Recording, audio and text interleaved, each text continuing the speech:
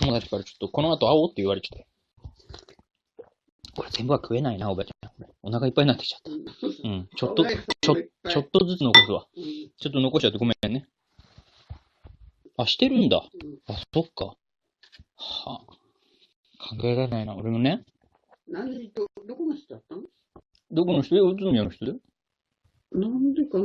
なんでかな、本当にね。俺もわかんないわ。だってそういう、うん。さっき言ってさ、うん。そういうお友達がいることをどういうんだか知んないけどさ、うん。ほら、私のパパの場合ね、うん。おばちゃんは、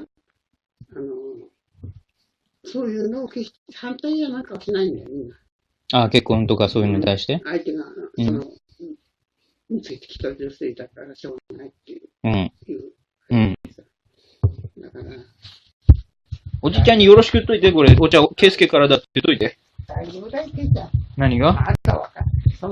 まだね。まだ26なら。後々に友達に聞いたんだよ、今日。なんでこれ、振られちゃったのかなって。なんか別な好きな人がいるみたいだよって。帰ってこ、いや、遅くなるからいいや。また今度来るわ。うん。ごめんね、散らかしっぱなしで。そうだね。ありがとう。じゃあまた来ますんで。お邪魔しました。La conversation que vous venez d'entendre est l'unique document qui existe aujourd'hui de la mystérieuse personne de Daiichi Mori.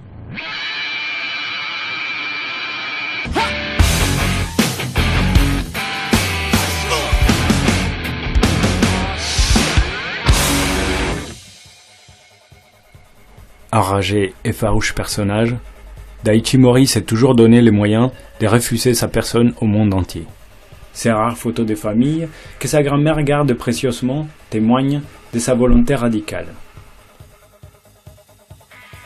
Emiko Mori est en effet la seule personne avec qui Daiichi est en contact. Daiichi vit avec sa grand-mère depuis l'âge de 5 ans, après la disparition de ses parents en 1975 lors d'un terrible accident de voiture dans les contrées du Manchukuo, actuellement sur le territoire chinois. Aujourd'hui, Daiichi Mori, âgé de 39 ans, aura partagé presque sa vie entière uniquement en compagnie de sa grand-mère qui s'est occupée, tant bien que mal, de son éducation.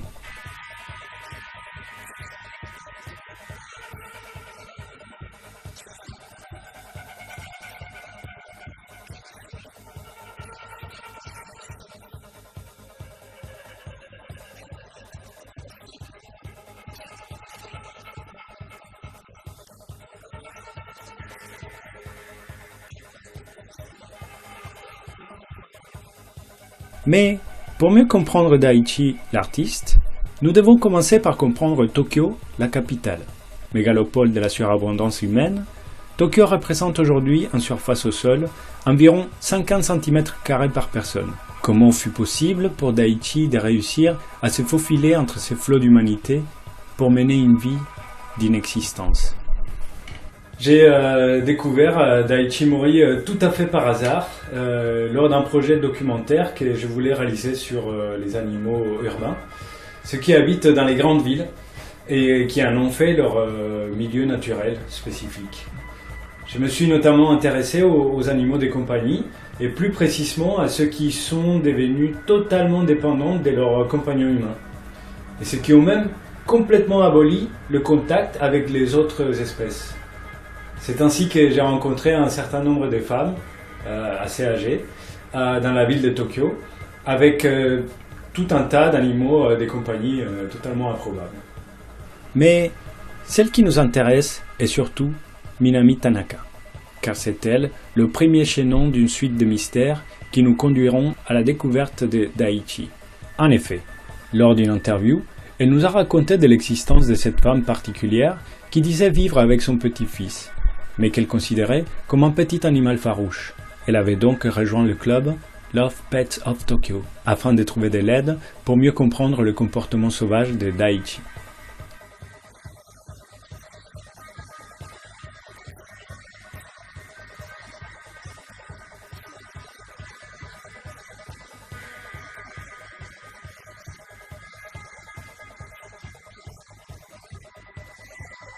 Cette histoire m'a évidemment beaucoup intéressé. Mais malheureusement.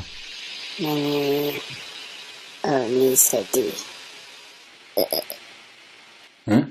Madame? Madame? Madame? Daijoubu desu ka? J'étais sous le choc. Désevré, tel Akita, le chien. Il errait sans but dans la maison et il s'est comporté d'une façon étrange. Peut-être à cause de...